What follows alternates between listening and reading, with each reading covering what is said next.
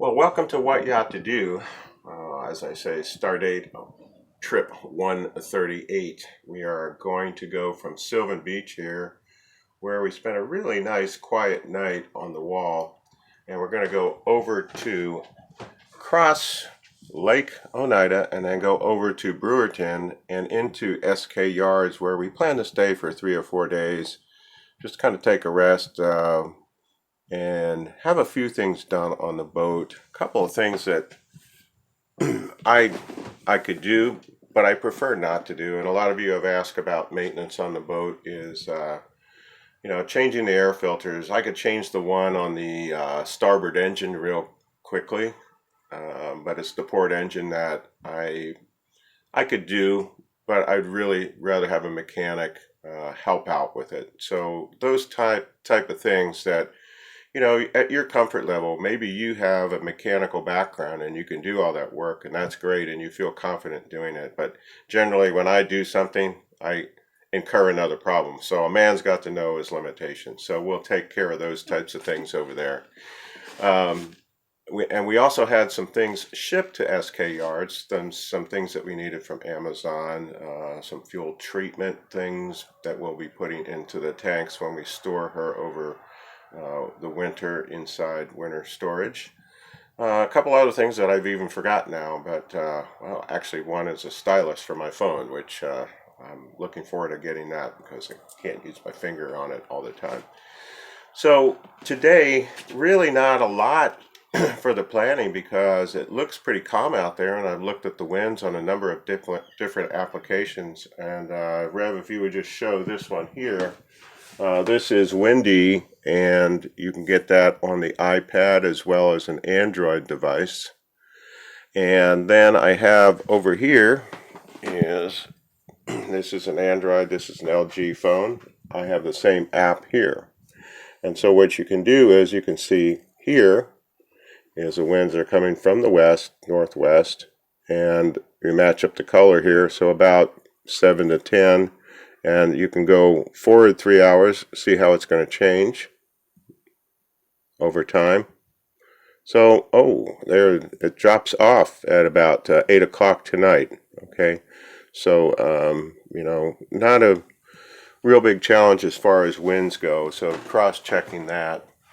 And one of the things people ask me about is on the videos, they may see me writing things down throughout the journey, and what I do is I keep a little bit of a log here as to the date and the time.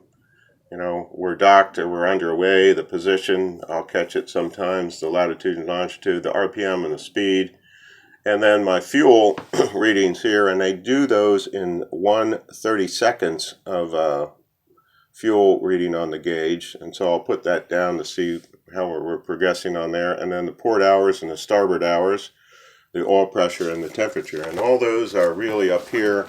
You can focus on here is each side has the gauges right there, analog gauges, and you can see those fuel gauges.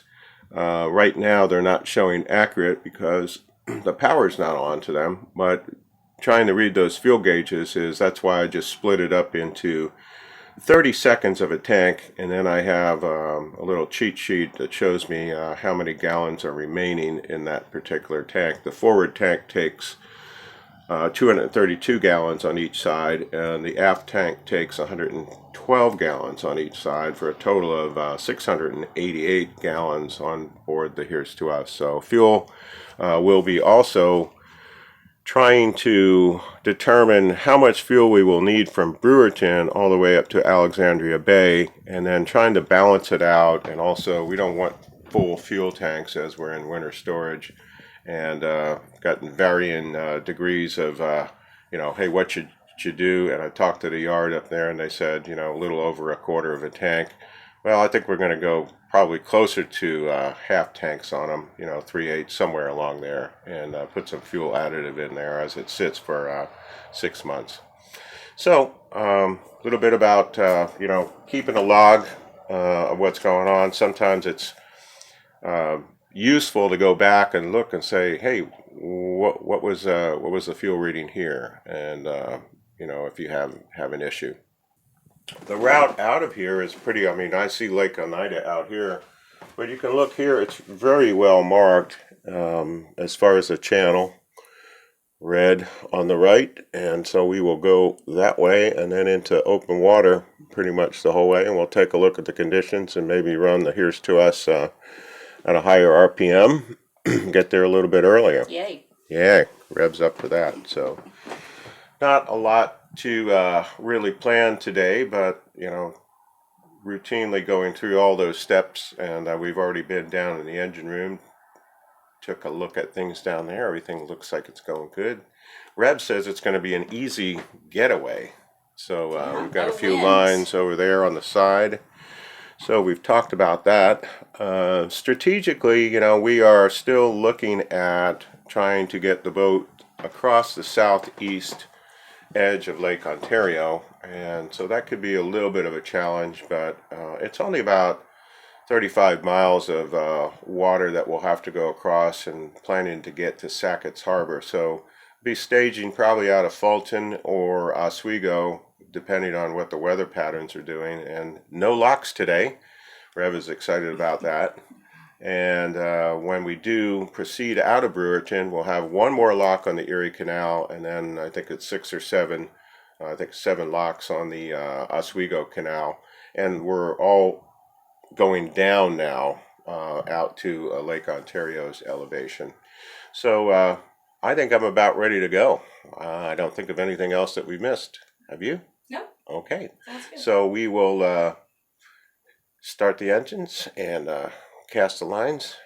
Actually, we'll take the lines with us and see you underway.